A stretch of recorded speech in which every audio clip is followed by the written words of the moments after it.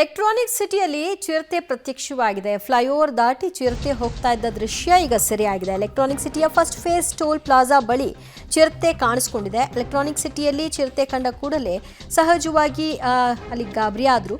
Electronic city toll plaza ಬಳಿ ರಸ್ತೆ ದಾಟಿ ಎಸ್ಕೇಪ್ ಆಗಿದೆ.